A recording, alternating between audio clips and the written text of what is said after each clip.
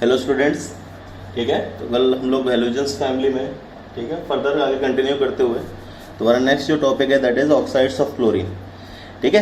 तो oxides of chlorine हमें basically देखो हेलोजन के ऑक्साइड्स में सिर्फ हमारे इंपॉर्टेंट है क्लोरीन के ऑक्साइड्स, ठीक है।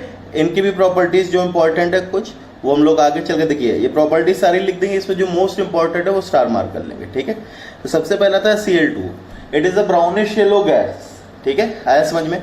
तो अब ए पॉइंट ध्यान रखना, अच्छा जिन पॉइंट्स पे स्टार मार्क लगाया जा रहा है वो मोस्ट इंपॉर्टेंट है, अप्रोक्सीमेटली 99% टाइम्स वही आएंगे, बाकी सब भी आ सकते हैं लेकिन उनकी आने की प्रोबेबिलिटी बहुत कम है। तो फर्स्ट क्या है कि Cl2 ऑक्सीजन के साथ डायरेक्ट रिएक्ट करके अपने ऑक्साइड्स फॉर्म नहीं करता है। जैसे मान लो हमने N2+O2 के सेनो नाइट्रोजन का ऑक्साइड बनाना था तो नाइट्रोजन को ऑक्सीजन के साथ डायरेक्ट रिएक्ट कर दिया, ऐसे बेसिस पर Cl2+O2 के Cl2 ये रिएक्शन डायरेक्टली पॉसिबल नहीं। क्लियर है, आया समझ में। Cl2 डायरेक्टली तुम्हारा ऑक्सीजन के साथ रिएक्ट करके उसके ऑक्साइड्स फॉर्म नहीं करता है, इसीलिए हम लोग इनको प्रिपेयर करने के लिए इनडायरेक्ट मेथड्स यूज करते हैं। क्लियर है कि नहीं क्लियर है, आया समझ में, ठीक है। तो अब इनडायरेक्ट मेथड्स जो हम लोग यूज करेंगे दैट विल बी सबसे पहले Cl2 के साथ Cl2+HgO गिव्स HgO.HgCl2+Cl2। क्लियर है कि नहीं क्लियर है, आया समझ में, ठीक है। फिर से जहां स्टार मार्क है वही ध्यान रखना, वो मोस्ट इंपॉर्टेंट है, बाकी सबकी आने की प्रोबेबिलिटी कम रहती है, ठीक है। नेक्स्ट अब ध्यान दो, तुमसे बोला गया Cl2O+H2O, ठीक है। एक बार इसको बनाने की सोचो, Cl2O को H2O के साथ हाइड्रोलिसिस करोगे तो क्या बनेगा, देखो तो ये +1 ऑक्सीडेशन स्टेट, और +1 ऑक्सीडेशन स्टेट में तुम्हारा क्या बन जाएगा, HOCl। क्लियर है कि नहीं क्लियर है, ठीक है। तो ये रिएक्शंस तो बना लोगे। सेकेंड Cl2+NH3 बनाओ भाई एक बार, ये HOCl ये NH4OH क्या बनेगा, NH4OCl+H2O। क्लियर है, ये बनना चाहिए NH4OCl+H2O। अब ध्यान दो, एक चीज ध्यान रखना, जो OCl जैसे HOCl का हमने पढ़ा था, ये बहुत ही अच्छा ऑक्सीडाइजिंग एजेंट है, ये तुरंत नेसेंट HCl में रिड्यूस हो जाता है और तुरंत नेसेंट ऑक्सीजन रिलीज करता है। सिमिलरली जो OCl- है ये भी तुरंत किस में चला जाएगा, Cl- में, और नेसेंट ऑक्सीजन रिलीज करेगा, ठीक है। ये तुम्हारा क्लोरीन में भी पढ़ा, फिर HOCl में भी पढ़ा, HOCl तुरंत HCl में जाएगा और नेसेंट ऑक्सीजन रिलीज करेगा। तो इसी बेसिस पे ये हाइपोक्लोराइट आयन ये भी Cl- में जाएगा और नेसेंट ऑक्सीजन रिलीज करेगा। तो अब ध्यान दो, यहां इसने NH4+ है, OCl- है, OCl- तुरंत किसमें चला गया, Cl- में, और नेसेंट ऑक्सीजन रिलीज किया। तो ये नेसेंट ऑक्सीजन क्या करता है, कुछ NH4+ को ऑक्सीडाइज करता है। अब तुम्हें बताया था NH4+ या NH4+ जैसे NH3 है, NH3 को ऑक्सीडाइज करोगे तो क्या बनता है, N2। आया समझ में, NH3 को ऑक्सीडाइज करो तो क्या बनता है, N2। तो अब देखो फाइनली मैं प्रोडक्ट इसके लिख दे रहा हूं, फाइनली तुम्हारा क्या आएगा, एक तो N2 आएगा, एक NH4Cl आएगा। क्लियर है कि नहीं क्लियर है, एक तो तुम्हारा N2 आएगा, एक तुम्हारा NH4Cl आएगा। क्लियर है कि नहीं क्लियर है, और प्लस आएगा तुम्हारा H2। क्वेश्चन रिएक्शन कैसे बनानी समझ में आई। पहले तो हमने नॉर्मल रिएक्शन बना ली, फिर हमें ध्यान देगा हाइपोक्लोराइट आयन है, ये Cl- में गया, तो इसने कुछ NH4+ को किसमें ऑक्सीडाइज कर दिया, N2 में। तो एक तो N2 आ गया, फिर NH4+ और Cl- है तो NH4Cl+H2। क्लियर है, ठीक है। तो next ClO2 pale yellow gas, ठीक है। सबसे पहले प्रिपरेशन KClO3 के H2SO4 के साथ KHO4+HClO4+ClO2+H2O, ठीक है। एज इट इज इतने इंपॉर्टेंट नहीं। नेक्स्ट AgClO3+Cl2, ये क्या बनाएगा, AgCl+Cl2+O2। तो ये पॉइंट इसमें ध्यान रखना, this method is used for preparation of pure ClO2, ठीक है। ये मेथड यूज होता है in the preparation of pure ClO2, ठीक है। क्लियर है। प्रॉपर्टीज, सबसे पहले Cl2 की H2O के साथ रिएक्शन बनाओ भाई, Cl2 की H2O के साथ रिएक्शन क्या आएगी तुम्हारी, Cl2 का +4, प्लस में कुछ नहीं तो क्या बनेगा, एक तो HClO3 और एक HClO4। क्लियर है, आया समझ में, ठीक है। नेक्स्ट 20 ClO2 के NaOH के साथ रिएक्शन, क्या बनेगा, सॉरी +4 में है तो HClO2 प्लस HClO3, ये +3 वाला ये +5 वाला, क्या बनेगा NaClO2 plus NaClO3 plus H2। समझ में आया, क्लियर है कि नहीं क्लियर? रिएक्शन तुम्हें पहले भी बनाना बताया है, क्लियर है, ठीक है। अब एक पॉइंट ध्यान रखो, ये इंपॉर्टेंट, Cl2 डाइमराइज नहीं होता है। देखो कई बार हमें Cl2O4 गिवन होता है, तो ध्यान रखो Cl2O4 तुम्हारा Cl2 का डाइमर नहीं है। इनफैक्ट ये कैसे एग्जिस्ट करता है, Cl.ClO4, Cl2O4 है Cl.ClO4, या फिर इसका मैं नाम लिखूंगा तो देखो क्लोरीन और देखिए Cl प्लस क्लोरीन और ClO4 माइनस, दिस इज पर क्लोरेट, इसका नाम होगा क्लोरीन पर क्लोरेट आयन, ठीक है, क्लोरीन पर chlorate. This is not the dimer of Cl2, ठीक है। तो कई बार तुम ये कंफ्यूज हो जाते हो कि Cl2O4 is dimer of Cl2, नहीं, Cl2O4 एग्जिस्ट एज Cl.ClO4, इसका नाम क्या होगा, क्लोरीन पर क्लोरेट। क्लियर है कि नहीं क्लियर है, समझ में आया, ठीक है। तो ये 3 पॉइंट्स तुम्हें ध्यान रखने, क्लियर है। अच्छा चलो एक पॉइंट ध्यान रखो, क्योंकि अभी तुम लोगों को कई अभी प्रॉब्लम्स आ रही हैं कि कुछ याद करने में इनको रिएक्शंस में दिक्कत आ रही है, ठीक है। तो अभी देखो टाइप्स ऑफ रिएक्शन वाला पार्ट पूरी तरह ध्यान रखो, और जो पर्टिकुलर टेस्ट में जो फैमिलीज आ रही है उनको अच्छे से करके एक बार टेस्ट देते रहो, ठीक है।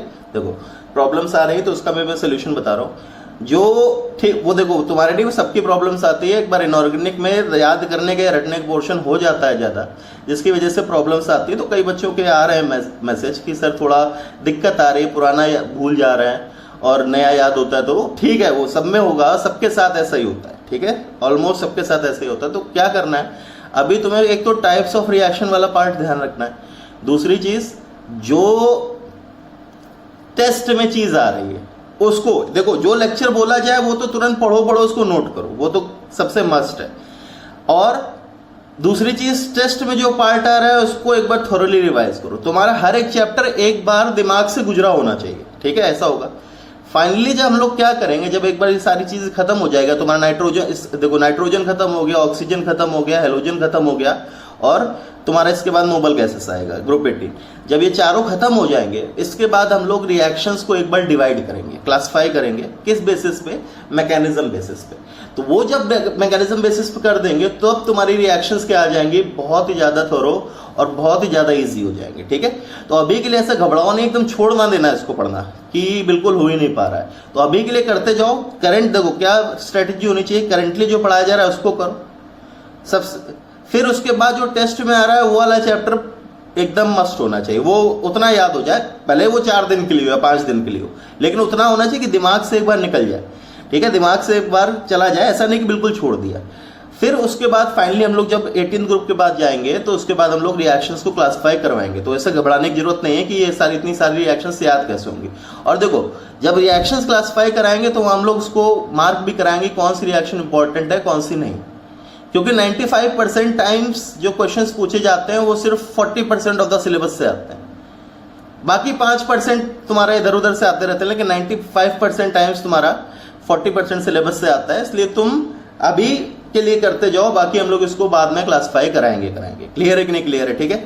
तो नेक्स्ट ध्यान दो, नेक्स्ट Cl2O6, ठीक है, Cl2O6 जो तुम्हारा है दैट इज प्रिपरेशन Cl2 को ओजोन के साथ कराया तो इसने इसको ऑक्सीडाइज कर देगा Cl2O6 प्लस O2। ध्यान रखो Cl2O6 is the dimer of ClO3, ClO3 is the तुम्हारा मोनोमर होता है Cl2O6 का, 2 मॉलिक्यूल ClO3 के कंबाइन करके क्या बनाते हैं Cl2O6। ये पैरामैग्नेटिक है, ये डायमैग्नेटिक है, ClO3 is paramagnetic and Cl2O6 is diamagnetic. Clear है कि नहीं क्लियर है, आया समझ में, ठीक है। फिर ये बताओ Cl2O6 प्लस H2O, बताओ भाई क्या आएगा, ये +6 में आ रहा है, +6 में आ रहा है तो एक +5 वाला एक प्लस NaOH के साथ रिएक्शन देखो, Cl2O6 के NaOH के साथ reaction NaClO3 plus NaClO4 plus H2, ठीक है, आया समझ में। तो स्टार मार्क तुम्हारे ये रिएक्शन की गई, क्लियर है, और ये वाला पॉइंट, ठीक है, आया समझ में। नेक्स्ट Cl2O7 की प्रिपरेशन, तो इस HClO4 को P2O5 के साथ किया। यहां इसकी कौन सी प्रॉपर्टी यूज हो रही है? As a dehydrating agent. अब अगर मैंने प्रॉपर्टी बता दी तो बताओ इसके रिएक्शंस बनाने की सोचो। तो HClO4 को जब डिहाइड्रेट करेगा तो इसका एनहाइड्राइड बना देगा Cl2O7, और खुद किसमें चला जाएगा? अपने ऑक्सी एसिड, तो H3PO4 और HPO3। अच्छा, अब एक चीज और यहां पॉइंट चलो नोट कर लो, ये मैं H3PO4 और HPO3 दोनों क्यों लिख रहा हूं और कैसे लिखा जा रहा है ये ध्यान दो। देखो एक बार, जब हम लोगों ने H3PO4 का हीटिंग कराया था तो ये यहां ध्यान करो, इसको हम लोगों ने क्या बोला था? इसमें तुम्हारा क्या बनता है? H4P2O7 HPO3 और तुम्हारा क्या आएगा? Sorry, P2O5। क्लियर है? तो लास्ट प्रोडक्ट तो P2O5 बनता था, ठीक है। बीच में सबसे पहले क्या आता था? इसमें ज्यादा नंबर ऑफ हाइड्रोजन किसके पास है? HPO3 के पास। तो पहला क्या आता था? पहला क्या आता था? H4P2O7, फिर क्या आता था? HPO3, और लास्ट में क्या आता था? P2O5। ये एक रिएक्शन थी जब हम लोगों ने इसकी हीटिंग इफेक्ट पढ़ी थी, ठीक है। आया समझ में? अब एक चीज ध्यान दो, जब हीटिंग इफेक्ट पढ़ी थी तो क्या बेसिस हमने लिया था? क्या बोला था? जिसमें वाटर रिमूव करते जाओगे, हीट करोगे, वाटर रिमूव, जिसमें वाटर के कंटेंट ज्यादा वो पहले आएगा। जिसमें हीट करोगे तो जो वाटर कंटेंट ज्यादा है वो पहले आएगा, वाटर कंटेंट कम होता जाएगा, बाद में आता जाएगा, ठीक है। अब एक चीज और देखो, अगर मेरा P2O5 है, अब मैं रिवर्स रिएक्शन में इसमें वाटर ऐड करना शुरू करूं, देखना, वाटर ऐड करोगे तो फिर से तीनों प्रोडक्ट्स बन सकते हैं, है कि नहीं? वाटर ऐड किया तो पहले ये बनेगा, फिर ये बनेगा और लास्ट में ये बनेगा। तो वाटर ऐड करने में पहले प्रोडक्ट कौन सा बनेगा? जिसमें वाटर कंटेंट कम। P2O5 में मैंने वाटर ऐड करना शुरू किया तो पहले कौन बनेगा? HPO3, फिर H4P2O7, लास्ट में H3PO4। तो इसीलिए P2O5 जब डिहाइड्रेट करेगा इसको तो इसका एनहाइड्राइड बना देगा और खुद वाटर लेगा। खुद वाटर लेगा तो HPO3 भी बना सकता है और H3PO4 भी बना सकता है। क्लियर है कि नहीं क्लियर है? समझ में आया कि नहीं आया? ठीक है, इसीलिए इसमें HPO3 और H3PO4 बोथ लिखा गया है। समझ में आया? ठीक है। नेक्स्ट Cl2O7 प्लस H2O, बताओ भाई क्या बनेगा? HClO4। क्लियर है कि नहीं क्लियर है? आया समझ में? ठीक है, Cl2O7 प्लस H2O क्या बना? HClO4। अगर तुमसे बोला जाए NaOH के साथ रिएक्शन, तो NaOH के साथ क्या बनाएगा? NaClO4 plus H2। क्लियर है कि नहीं क्लियर है? आया समझ में? ठीक है। नेक्स्ट, अब नेक्स्ट आते हैं तुम्हारे इंटर हैलोजन कंपाउंड्स, ठीक है। यहां से ये one of the most important, इसकी चीज इंपॉर्टेंट बताएंगे। इंटर हैलोजन कंपाउंड्स पहली बात होते क्या है? These are the compounds which contain two halogens and different type of halogens. मतलब ध्यान दो, जैसे अगर मैं बोलूं कि IF3, इस केस में I और F दोनों हैलोजन्स है और डिफरेंट टाइप ऑफ हैलोजन्स है, तो ये इंटर हैलोजन कंपाउंड है। अगर मैं बोलूं Cl2, इस केस में Cl और दो Cl है, दो हैलोजन्स तो हैं लेकिन डिफरेंट टाइप नहीं है, तो ये इंटर हैलोजन नहीं है। अगर मैं बोलूं OF2, इस केस में डिफरेंट टाइप है लेकिन हैलोजन नहीं है ऑक्सीजन, तो ये भी इंटर हैलोजन नहीं। तो इंटर हैलोजन्स कौन से हैं? जो पहली बात तो सिर्फ और सिर्फ इसमें हैलोजन्स प्रेजेंट होने चाहिए और दूसरी बात different type of halogens present होने चाहिए। क्लियर है कि नहीं क्लियर है?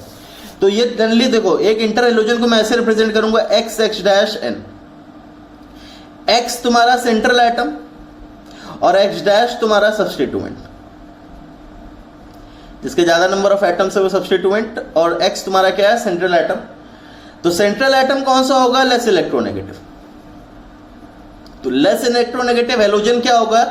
Central atom. और मोर इलेक्ट्रोनेगेटिव हैलोजन क्या होगा? सब्स्टिट्यूएंट। ठीक है, समझ में आया? क्लियर है कि नहीं क्लियर है? तो ये XX-N में N की वैल्यू या तो 1, 3, 5, 7, ठीक है। XX- हो सकता है, XX-3 हो सकता है, XX-5 हो सकता है, XX-7 हो सकता है। फिर से ये चार्ट याद रखने की जरूरत नहीं है। ऐसा नहीं कि तुम ये चार्ट याद करो कि कौन से एग्जिस्ट कर रहे हैं कौन से नहीं कर रहे हैं। क्या याद करना है ध्यान दो, इनमें से मैं इंपॉर्टेंट पॉइंट्स में ध्यान रखता हूं। पहली चीज XX-5 एंड XX-7, क्या क्या पॉइंट्स इंपॉर्टेंट है मैं बता दे रहा हूं, पूरा चार्ट ध्यान नहीं रखना है। XX-5 और XX-7 में only fluorine can act as substituent. ऐसा क्यों? क्योंकि XH-5 देखो तो इसके पास 5 ग्रुप्स लगे हुए, ठीक है, और X-7 देखा तो हमने क्या बोला, 7 ग्रुप्स लगे। ज्यादा ग्रुप्स अगर लगे होंगे तो स्टेरिक रिपल्शन अगर मुझे कम करना है तो सब्स्टिट्यूएंट क्या होना चाहिए, छोटा। आया समझ में? इसीलिए फ्लोरीन के तो ये दोनों कॉम्बिनेशन पॉसिबल है, लेकिन क्लोरीन और ब्रोमीन के कॉम्बिनेशन में ये पॉसिबल नहीं है, बिकॉज इस केस में क्या होता है, काफी स्टेरिक रिपल्शंस आ जाते हैं, जिसकी वजह से क्या होता है, अनस्टेबल। तो पहला पॉइंट ध्यान रखना है कि अमंग XH-5 और XH-7 सिर्फ कौन से तुम्हारे स्टेबल है या कौन से एग्जिस्ट करेंगे, फ्लोराइड्स। क्लियर है कि नहीं क्लियर है? सेकेंड पॉइंट ICl, देखो इससे कई बार क्वेश्चन आता है, सॉरी ICl3, ठीक है। ICl3 तुम्हारा एग्जिस्ट करता है एज अ डाइमर I2Cl6, इसको एक बार तुम ब्रिज बॉन्डिंग में बता रखा है। ICl3 क्या करता है, 2 ICl3 मॉलिक्यूल्स मिलके क्या बना देते हैं, डाइमर बना देते हैं I2Cl6। देखो कैसे, ICl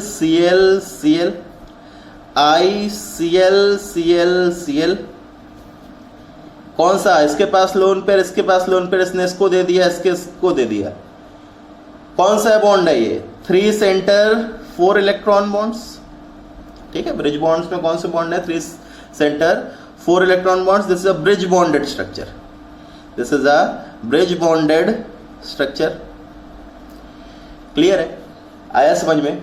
अब एक चीज ध्यान दो, इसमें कॉमन या तुम्हारा अलग से पॉइंट जो इंपॉर्टेंट है वो क्या आता है, तुम्हें एक चीज बताई थी कि सारे bridge bonded structure non planar होते हैं, सारे bridge bonded structures non planar होते हैं एक्सेप्ट I2Cl6, ठीक है। ये तुम्हारा क्या होता है, प्लेनर, ठीक है।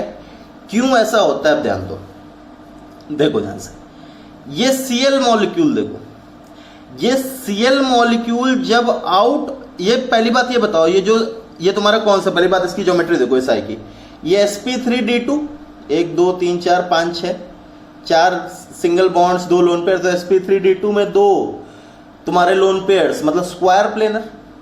क्लियर है कि नहीं क्लियर है? ऑक्टाहेड्रल में 2 लोन पेयर्स अगर तुम लगा दो तो स्क्वायर प्लेनर आएगा, ठीक है। स्क्वायर प्लेनर में क्या होता है, ये 4 बॉन्ड्स तो प्लेन में, एक लोन पेयर ऐसे बाहर निकल रहा होगा, एक लोन पेयर अंदर जा रहा होगा, तो ये मैं बोल सकती, ये जो 2 लोन पेयर्स होंगे, this will be perpendicular to the plane of these bonds. इतना समझ में आता है? ये सेम प्लेन में नहीं है, ये परपेंडिकुलर है। अब ध्यान दो, अगर ये Cl परपेंडिकुलर प्लेन में गया तो इसको किसके रिपल्शंस लगेंगे, इन लोन पेयर्स के, और अगर सेम प्लेन में रहा तो किसके रिपल्शन लगेंगे, इसके बॉन्ड पेयर के। कौन से रिपल्शंस कम है, बॉन्ड पेयर रिपल्शंस, और बॉन्ड पेयर रिपल्शंस कम है, इसीलिए Cl, तो bond pair repulsions are less than lone pair bond pair, तो इसीलिए Cl क्या होता है, सेम प्लेन में रहता है as compared to perpendicular plane के जाने की। क्लियर है कि नहीं क्लियर है? समझ में आया? ठीक है। इसीलिए ब्रिज बॉन्डेड स्ट्रक्चर्स में ये एक ऐसा मॉलिक्यूल है जो प्लेनर है, इसके अलावा सारे ब्रिज बॉन्डेड क्या होते हैं, तुम्हारा ये नॉन प्लेनर, ठीक है। All bridge bonded are non planar except this. तो ये 2 पॉइंट्स पे मैक्सिमम टाइम्स तुम्हारा क्वेश्चन आता है, ठीक है। एक तो ये और दूसरा ये, ठीक है। बाकी इन पूरी टेबल को ध्यान रखने का तुम्हें कोई मतलब नहीं है, ठीक है। बहुत रेयरली क्वेश्चन आ जाए, लगभग ना के बराबर आएगा, ठीक है। आया समझ में? ठीक है। Next, preparation direct combination of halogens, जैसे Cl2 प्लस F2 मैंने 1:1 या इक्वल वॉल्यूम्स दे रखा है, तो 1:1 में अगर तुम करोगे तो तुम्हारा क्या बनेगा, ClF। I2 प्लस Cl2 1:1 या इक्वल वॉल्यूम्स, क्या बनेगा, ICl। Cl2 plus F2 access ले लिया, क्या बनेगा, ClF। ठीक है, आया समझ में? क्लियर है? फिर से इतना सच इंपॉर्टेंट नहीं है, पॉइंट इंपॉर्टेंट क्या है, IF7 can not be prepared